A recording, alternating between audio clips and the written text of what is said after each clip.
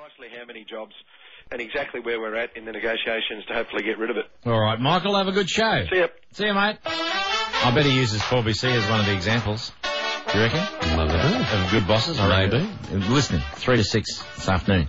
Now, listen to this. Australia was in danger of following Britain's path to a childhood obesity crisis, where as many as 50% of children, 50%, were at risk of being overweight or obese unless urgent action was taken. On the line, I've got obesity expert Dr. Ian Campbell.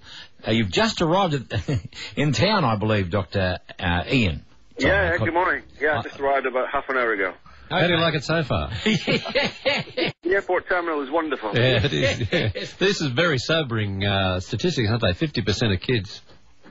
Yeah, it is. And, of course, the reason why we get so exercised about it is because of what it's doing to these children. It sets them up for a lifetime of ill health, particularly type 2 diabetes, high blood pressure and heart disease. So it's really quite a serious condition. Well, you're an advisor to the UK government. What's your advice to ours?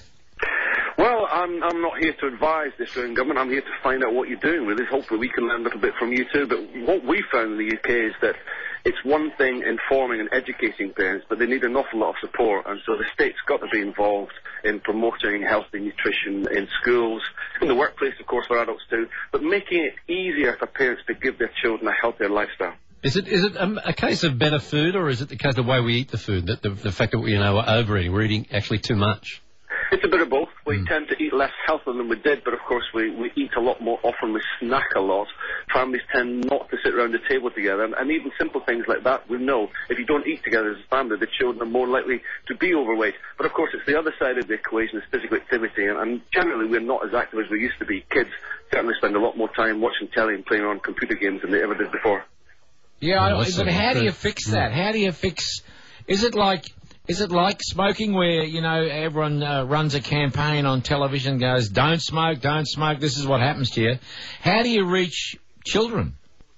Well, I think you've got to really get to them very early, and schools are very important in this. And children almost become sort of evangelically zealous if you get to them early enough.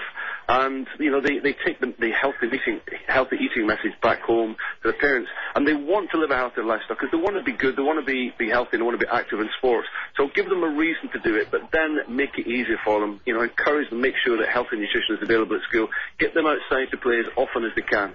Well, Dr. Ian Campbell, thank you so much for your time this morning. Pleasure. Have a great trip, Ian. Thanks a lot. Enjoy our country. Yeah. Thank you. All right, mate. Thanks. Well, what do you think? Do you think we have a problem? How would you agree with him? How do you fix it? Yeah. 13-32. Coming up after 8 o'clock, Bluey O'Gorman with the underbelly of Brisbane. Salters Cars sell the best used cars in Queensland. And right now, they're having their biggest stock take sale ever. Over 200 quality, and they mean quality, used cars are on sale. Family sedan.